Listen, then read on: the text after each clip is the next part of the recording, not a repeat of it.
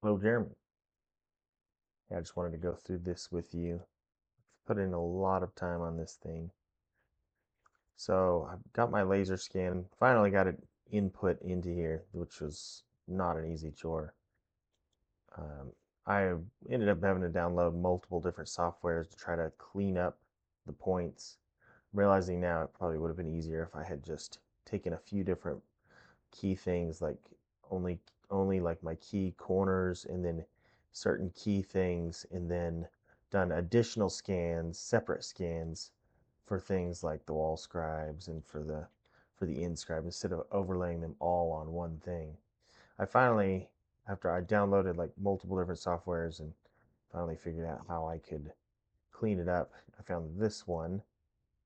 This is an alpha cam, and it's took me many hours of troubleshooting to figure out how to clean up, delete all my extra ones. If you remember, I like took different points all up and down this wall. I ended up just deleting all those, um, and then using which points that I felt like were relevant, like the end of my trim here, my doorway, this side's trim, my island placement, and my floor and ceiling height. The ceiling height one right here, I'm a little worried about. Let me see here. If it's accurate, that means it drops from right here at 102 and 13/16. It drops all the way across to, what is this?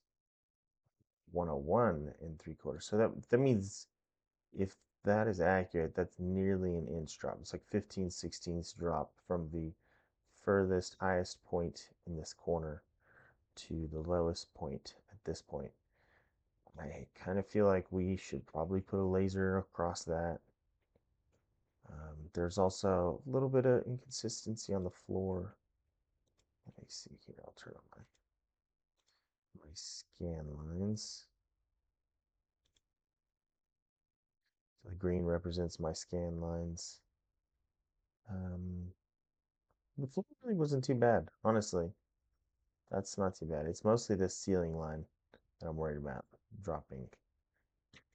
Um, that said, once I got it all plugged in like this, my drawings that I had previously were pretty stinking close. Like, there was not much that I had to change width-wise or anything. Like, this placed in the same place. I didn't have to change the width of any of these items. I did adjust the width of this unit, but mostly because it's over 8 foot and my pre-finished plywood is 8 foot. I've adjusted it so it's an upper section and a lower section.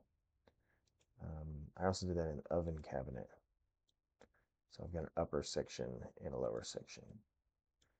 You'll see that I have figured out how to put in this. This is also a chore, was figuring out how to actually draw the exact uh, the pull unit that we're going to use here.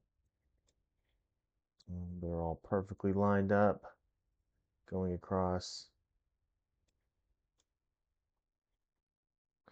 Um, where it shows the yellow symbolizes where it's going to be allocating the pre-finished birch. So, for instance, this unit has the pre-finished birch on all sides except for this finished side here. That means the inside of this is going to be raw wood inside here on this side. I played with the idea of doing it the same way that I did this side, but I finally landed back on that this side just has to have that maple end, so it's paintable, and then the inside will just be raw wood on just that side. That's the only one with that issue. Everywhere else, I've been able to make it so, like, for instance, this upper section, that's all pre-finished ply, all sides.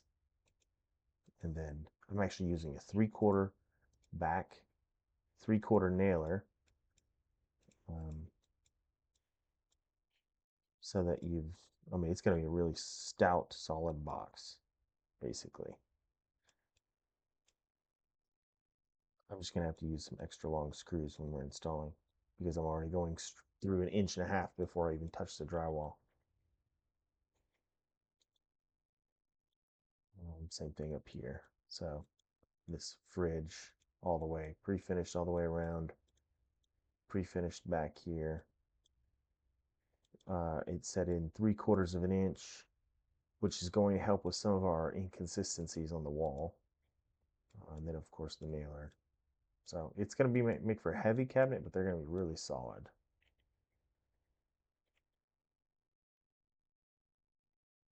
Let's see here. Okay, so this end, basically I'm just going to do an applied end.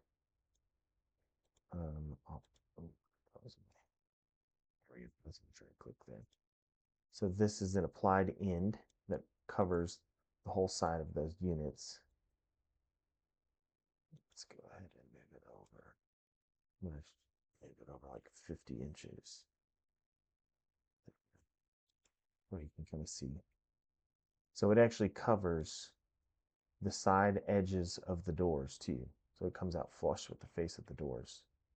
I would say that's pretty common in a lot of the frameless that I was seeing and I did the same thing with the fridge panel. So basically that fridge panel comes out, covers the whole side of the unfinished end, covers the sides of the doors. And for these two panels, I'll be ordering 10-foot plywood, just because otherwise I have to have a seam because they're like 101 inches or something like that. Let me put this back where it's supposed to be. Okay, so let's see. Okay, this cooktop section, go into this cabinet here. Depending on where you put your gas line, electrical, and everything, I think no matter what, we're gonna have to leave some room here for this. Oh, I forgot to mention, it's drawing the color of the inside of the drawer boxes is gray, but it is a pre-finished material just like this that I've purchased for the drawer boxes. And I'm also going to do 1/2 inch bottoms on all the bottoms. So this is a 1/2 inch thick instead of a 1/4 inch thick. So it'll make for stout drawers too. Thinking that this drawer box probably, depending on the cooktop, you're gonna have a cooktop in here, kind of like there. You might have a gas line sticking out. You might have electrical of some kind. So I might end up needing to adjust the top of this drawer and then maybe even decrease the depth of these drawers back here, or maybe only these two upper ones up here, depending on where you put your stuff. Maybe you could still have a full depth one here and change these. For instance, I can go 17, 7, 8, 17, 7, 8. Give it a top clearance of 2.5.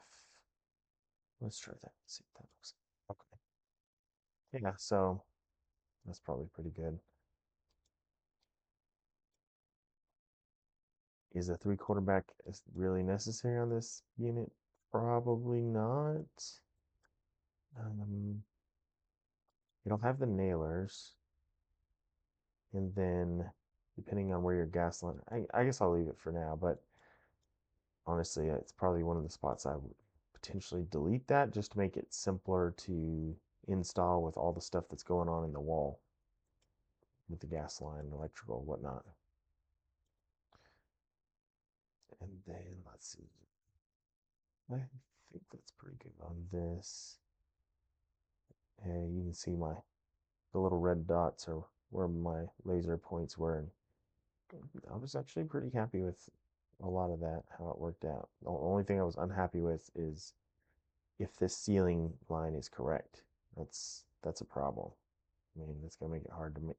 That's gonna make our reveal change on top of the cabinet. You're gonna have I've stepped it down to 1.25 inches down here, which really it actually ends up being like 1 3/8 there. But then if that's accurate, then it drops and it goes all the way down to side right here. There. That's about 9/16.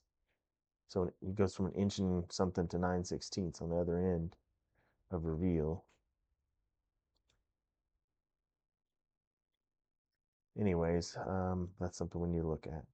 Let's show the island right quick. Okay, so here's the island. So I've got it drawn with paint grade exteriors. I'm pretty sure we talked about making all of this white oak. Let me know if that's correct. Right now I have it where only the sides and the back are white oak. Let me know if these doors were supposed to be white oak as well. Because then I would change basically just the doors and the toe kick material. Really, that's really all I would change on it. Those would be white oak. All the doors would be white oak. Let me know if that's the case. Oh, and then the edge banding. The, what little edge banding you see would need to be white oak on the faces of those. But I'm still using that same pre-finished ply. I've, this is one spot we talked about maybe not doing this, but I kind of went back. I don't know. I was playing with this. It kind of looks good with the pull, pull, pull. Let me know if that's not what you want. You want this to be still. We talked about this being a push open, push open. Uh, just thought it kind of looked cool like this.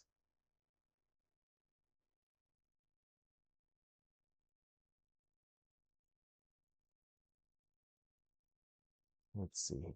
Okay, and then I've left a 5.5 inch void. So that's basically a 2x6 void inside here. I am mitering the white oak. I've got the white oak going to the face of the doors so that even the side profile of the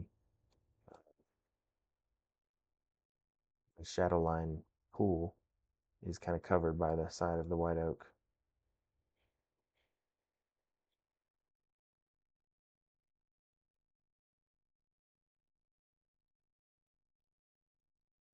These are deeper cabinets, like we talked. Uh, oh, let's see. Those are deeper. And then where the dishwasher, the plumbing, and sink are kind of has a spot or chase there.